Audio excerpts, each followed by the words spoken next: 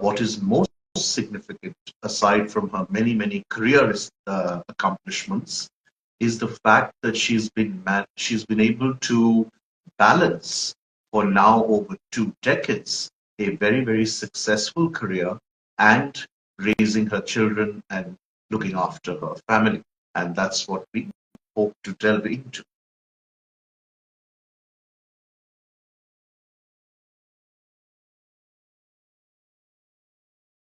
So let's hope that we can get Afida on ASAP. Uh, the lives are glitching a little bit. Hi, Hi, how are you all, doing? all well. Thank you so much for having me on Driveway Devi. Not at all. It is entirely our privilege. And I was just sharing in my introduction that of the many, many facets to your life, what is, of course, most significant and pertinent to us is the fact that you amazingly and quite magically seem to strike this fine balance between your very accomplished career and raising your children and family. So, with your permission, we'll dive straight in and let's address that very facet at the outset. Yeah. If you would share some insights into, some of the pressures and struggles of being a working woman and a working mother. Yes. Okay, let's start with that. Um, See, we live in a country with certain constraints. We do not have a very good child support system. So, since you brought up about being a working mother, I think women in this country who want to have a career, this is the first challenge they face, and this is in their minds right from the time that they are, doing their studies and pursuing their careers, and that how when I get married, how will I balance my family with my work? It's always running in the inside track of young girls' minds. I've had so many young employees in my organization who would come up to me and ask me this question: that how have you managed? So the answer to that is very simple: that you will be faced with tough choices. There will be times you will be made to take a call between your career and family. There will be quite a few junctions in your life where that choice, that you will be faced with it. So that is when you have to be tough enough. Sometimes you have to be bold enough to make a difficult choice. Sometimes you have to prioritize yourself. We women are conditioned to be a martyr. So we end up thinking that it's always family first. Now here is where I beg to differ. You don't always have to put your family first. You can put your career first. You can put yourself first, your interest, your passion, your dreams first. So I have not hesitated to do that. So that fine balance I managed, and I realized that I was respected for it in the long run. It was not as if when I chose my career over my family, I did that in quite a few junctures in my life when I chose work over family. I realized that later I was respected for it. The family comes along. The good part about family is that it always stands by you. It stands by you. That's why they are family. So to answer your question about how did I, straddle both worlds, I would say it's difficult. It's not always easy, but you should go in there knowing that it is going to be difficult if you are somebody who wants both career and a family, where you want a marriage, kids. Many women operate with the idea that I don't want, children. I'll focus on my career because all my energies are going there. Fair enough. So you have to be first clear in my mind, which is why I always say that clarity is such an important thing in life. Most of us don't have clarity.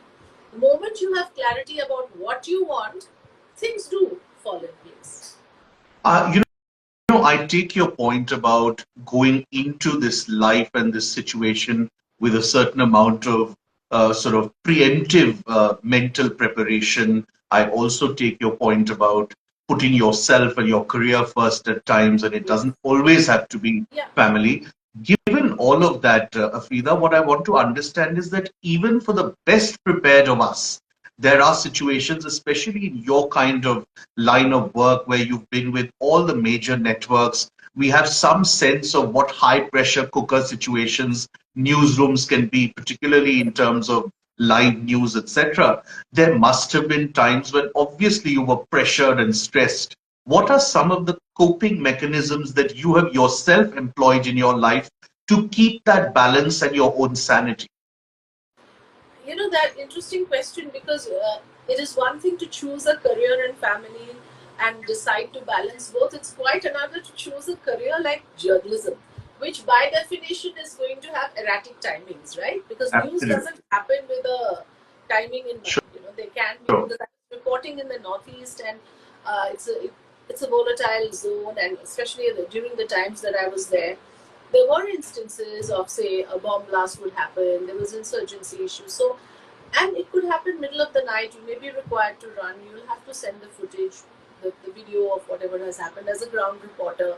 So, there were those times where rushing out dead of the night and your family's like, where are you going? How will you be safe? Everybody is worried. But, again, I was lucky that I worked in a network that gave me at least the bare minimum, like the bare safety. Like you don't have to worry about a car and a driver, Sure. and you have a camera person, so it's safe. So the family has to be assured, basically, of just one thing, that you are going to be absolutely safe. So when you work for an organization, to begin with, when you sign up for, say, a job, at that time itself, you would acquaint your family with things like, listen, I have signed up for this. This may require me to do a lot of things in life. In fact, many things in life is about making everybody mentally prepared for a future eventuality. I do it with my children now. Like, there'll be days I say, listen, mama's not well and I'm likely to be cranky. There's always that sort of disclaimer, so that helps. So I did that. When I signed up for this sort of a job, whether it's my parents or my husband or my in-laws, they were fully aware that this comes with the territory, you know. So it was not as if I faced too much of a difficulty or resistance at any of those things, if that's what you're asking.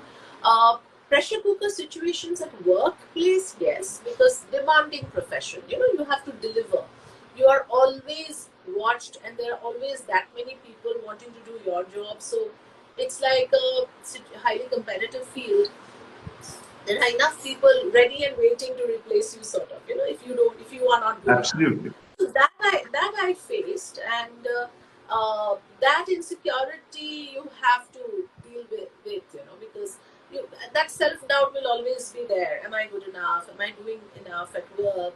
Uh, what if I'm not delivering the way I'm expected to? Those self doubts always will be there. I have navigated my way around them. I think, end of the day, if you are seen to be sincere and doing your best, people do respect and regard that, and it is always visible. It is always visible. It's not What? like you have to What? try too Sorry. hard to Go ahead. convince that. Yeah, no, it's fine. So, what I was actually also hoping to sort of solicit from you is that all of us do adopt certain, perhaps, lifestyle tools and techniques to navigate, as to use your word, through this maze of unforeseen high pressure situations. It may be, something as sort of fundamental as yoga or running or music. What are some things that you've been doing for some time in your own life, which sort of keeps you level-headed and builds resilience? That's very important. I must say that I have been disciplined in that regard. In following certain lifestyle habits, which I have sustained throughout. Like, I would not miss my daily exercise because I have benefited from it. I have seen that it keeps me mentally and physically agile, and you need that. It gives me the stamina I need. So, right from my early days, I think in my early 20s, since the time I started going to the gym, doing my cardio exercises, I have sustained it right till my mid 40s now. That's a habit which I have built into my system, and maybe a break while I'm pregnant or something, but that habit has never fallen off the radar. It always comes back because I've drilled it into the system. So, certain healthy habits which contribute, like you said, to my performance, to my optimal performance, I have built it into the system in a way that it can never fall out of my lifestyle. It's always there. Right. Like I would never be in a situation where I'm not exercising for a very long time. That never happens. Eating healthy, maintaining a certain amount of discipline in getting enough sleep, and because I come from Assam, so my naturally my diet is one that's a healthy. We've grown up eating healthy stuff, and most of the time the stuff that we eat are not too oily or heavy, or there's not too much meat in our regular diet. And also because I've grown up with that, so maybe the diet part of it is taken care of a lot by default, because of the place I grew up and the kind of natural things we've had and everything. So that part is taken care of. Exercise I have built into the system. I try to keep my life low stress. Go have a basically I enjoy simple things. So not try to too hard to impress, or not try too hard to be cool or something. And I have never had things like alcohol or drugs or in my system at all. Like somehow I never got drawn to those things. So by default, those things are eliminated. So I've maintained a healthy lifestyle, which I would say has helped in my performance. At work, at home, to maintain the balance. Once you eliminate those things, right, which saps out the good energy. Say if you take up something very high stress, it saps out the good energy, or you have an unhealthy, toxic partnership, saps out your good energy. Luckily, I've not had that. I've had a good enough, supportive life partner. So none of those toxins, are there. Not that it's completely toxic free. Some elements in your environment will always be there. But by and large, whenever I could make a choice, I have chosen wisely to ensure that I have a simple, stress-free life.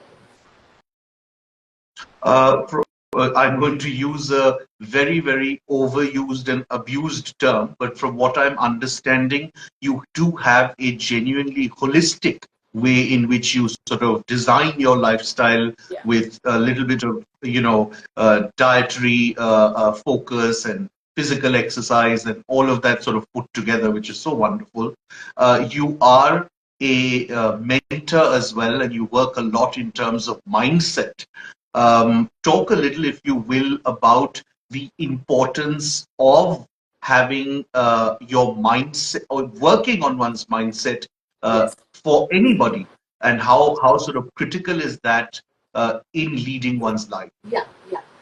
So this is my favorite topic, so I'm going to take a little bit of time in this, in terms of Please do. How do you build a healthy mindset. That is what I'm working in. I'm studying from my own life experiences. I have been sharing stuff. So one important thing that I thought, when you told me that you will do this exchange, I thought I will communicate to people that everything comes for a price.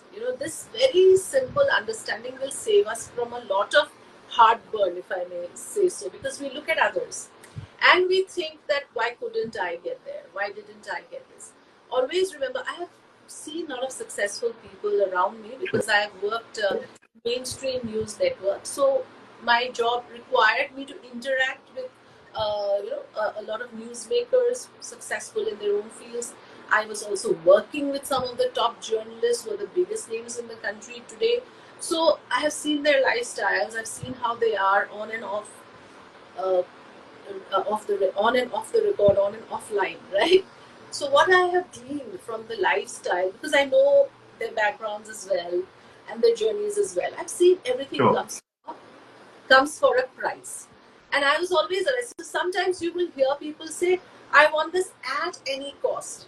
I never say that, because I don't want anything at any cost. Like, I would not sacrifice my health. I would not sacrifice my personal life or a healthy marriage or my children.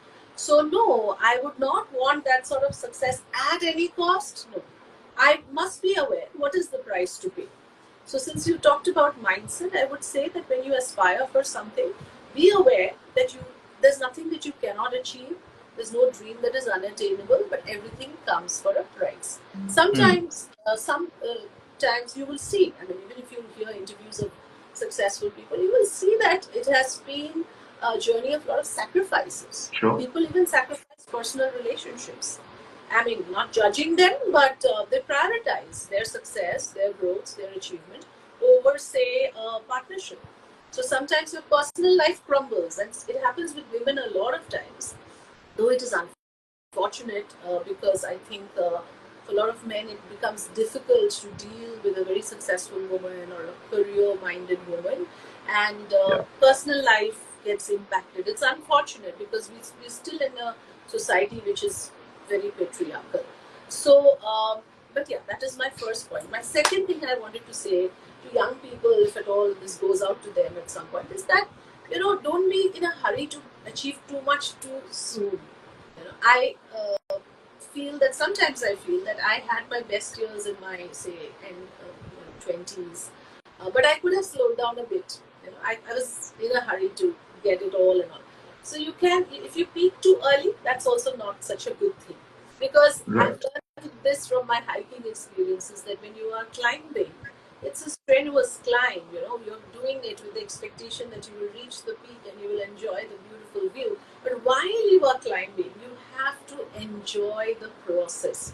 So whatever it is that you do in life, make sure you enjoy the process, because in hiking, this is said, right, that you are at the mercy of nature. Any storm can blow you away at any time.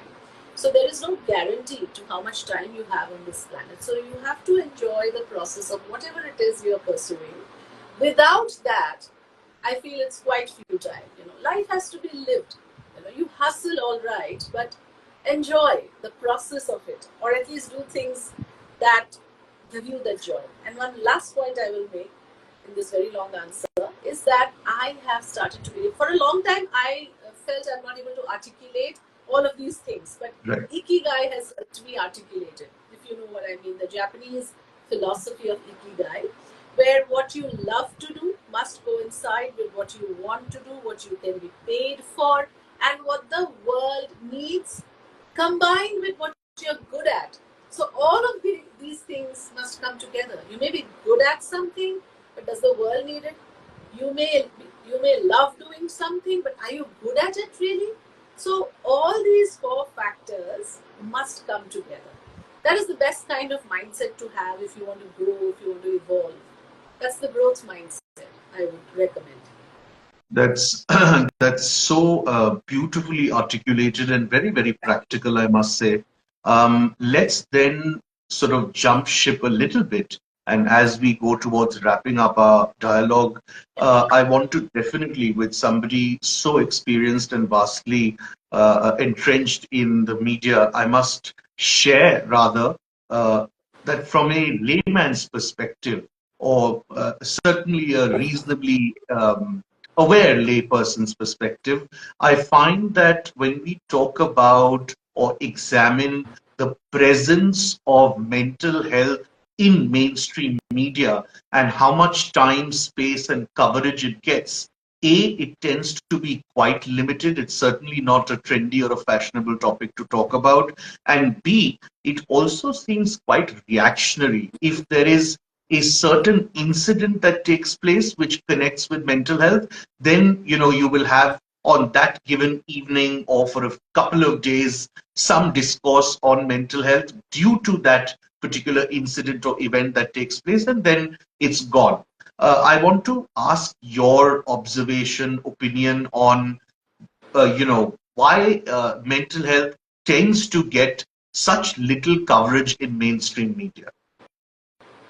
So I'll tell you, mental health comes into focus when someone who is well known, a recognized face, or a celebrity. So, am I audible to you? Yes, yes.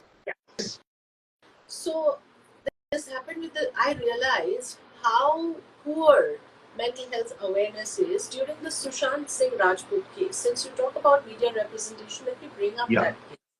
And even till today, you talk to 10 people, 8 out of 10 people will tell you they believe there was foul play, that he couldn't have committed suicide. Such a successful actor, such a good-looking actor, he has everything going for him. वो क्यों करेगा? So this is the level of awareness, because people don't realize that there is something as real as mental illness, where people do go into these dark chambers and they want out, and suicidal tendencies are, I'm no mental health expert, but this much I know, that sometimes it runs in the family. Sometimes it is in the DNA. So these things can happen to the richest, most successful, most good-looking, accomplished people. You know, why the mind goes into that dark chamber, you may be unable to understand. Sure. But that doesn't mean it has not happened. It did happen in the case of Sushant Singh Rajput. There are medical records to establish that he was consulting, for his, discrepancies that he was facing. So, for people to completely dismiss all of that, that is when I realized our mental health awareness is so poor, and media is guilty of not being able to set the record straight and say, because I have in all my reportage said this. It's not as if he was not getting assignments from Karan Johar or somebody else is getting assignments Right. And took the extreme step. There were real issues that he was facing. So media representation is poor, media misrepresentation is high. Trying, like, there was a suicide in Kota again. This is the 10th student suicide in Kota this year. So these things should be a wake-up call that adolescent depression is a reality. Absolutely. What we are doing to our children because of this highly competitive environment and the push, to the children that we do कि अपना future secure करो किसी भी हाल में, because parents want to back off early, right? They want कि हमारे भरोसे कितना दिन रहोगे, build your own future. Right. So that anxiety जो आपका है, आप उसको ना you project it to your children, right? And those children who go there, most of the times it is like, this is not the place I belong, but how will I tell my parents? They have given up A, B, C, D for my sake. My mother has given up this, or my family silver has been sold so that I could come and study here. अब क्या मुँह से मैं जाके बोलूँ कि मैं नहीं कर सकता हूँ? So that there's so many of these cases. If you study their the suicide cases that have happened, if you do a little bit of deep dive, you will find the same theme everywhere. They are unable to face their parents that this place is not for them, and they have failed to sustain themselves, and they do not have the courage to go back. So they are stuck. So there is no way out except one, which is so sad. So media would not say it this way. Sometimes it's like, things get diluted, things get does not get represented as clearly and lucidly as it should to send the message across. So I accept if you are saying that, but there are very few of us who really are sensitized enough to deal with the mental health cases and issues well enough to put it across to the readers or the viewers. Well, I'm just delighted to hear that you at least have that wisdom, unsurprisingly, because you are a mother to two now pretty grown-up kids yourself, and I can imagine the kind of liberty and positive environment that you've created for your own children, where they don't feel these kinds of pressures, at least from the home front. So that's wonderful. It's always lovely to see you both on the television, and for me particularly, especially off television on social media, because your content is so wonderful, whether it's your film recommendations, whether it's a little dance that you're doing with your daughter, it's all quite lovely and positive to watch.